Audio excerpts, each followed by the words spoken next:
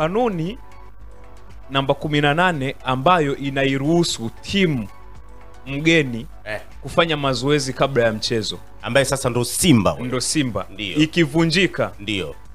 Ikivunjika ndio kipi kinafuata? Ni mchezo au chezwe au unachezwa? Kanuni ikivunjika, yani timu haijafanya mazoezi, imebugudhiwa kama ilivyodai, si ndio? Wamefukuzwa, wamepigwa, yamerushwa mabomu, kuna viashiria vya rushwa, uvunjifu wa amani. Mchezo unachezwa au chezwi? Ndio. Taarifa ya bodi ya ligi ilikuwa Simba ndo timu ya kwanza kutangaza hawachezi mechi. Okay.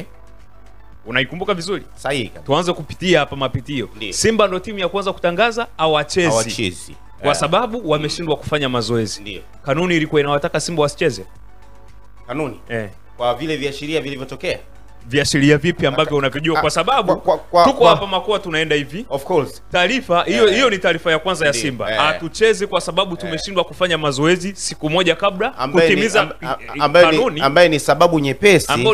Lakini ambayo sio sababu ya kanuni ni kama inawabeba. Ila sio sababu nzito ambayo inafanya wasicheze. Yani hii hairuhusu kuahirisha mchezo. Of course. Kinachoruhusiwa mchezo unaahirishwa kwa sababu kuna uvunjifu wa amani ambao ni sababu za kiusalama, ambazo hizo bodi ya ligi walisema. Ndio.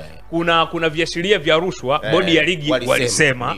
Lakini wakasema tutakuja kutoa tamko, ndio, taarifa rasmi kuhusiana na wahusika na adhabu itatolewa. Alafu mchezo tutaupangia tarehe rasmi, ambao ndo sasa umepangiwa tarehe kabla ya kufika hii tarehe ambayo imepangwa. Ndio. Jana baada ya Yanga kutoa tamko lao lingine, ndio, vyombo vya usalama, hakuna chombo kilichoripoti mpaka sasa hivi kwamba ule mchezo ulikuwa na viashiria vya uvunjifu wa amani. Okay. Ambayo ni jukumu la vyombo vya usalama. Ni jukumu la vyombo vya sio bodi ya ligi tena. Ni jukumu la vyombo vya usalama. Ambayo tulitegemea labda pengine vyombo vya usalama hapa tulitegemea sasa labda Kamanda Murilo angekuja atoke athibitishe. Kulikuwa viashiria vya ugaidi bla bla bla bla, tujue.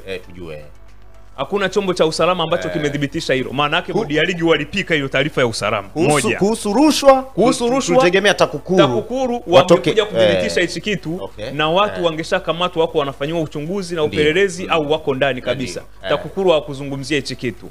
Bodi ya ligi taarifa ya viashiria vya rushwa waliitoa wapi? Maana yake walitupikia Watanzania taarifa ya uongo. Hizo taarifa mbili ambazo ni vigezo vikubwa ambavyo vinapelekea mchezo wa mpira wa miguu uahirishwe, ndio ambavyo bodi ya ligi walitoa kwa ajili ya kuilinda Simba kwa upande ule, kuahirisha ule mchezo. Hakuna chombo chochote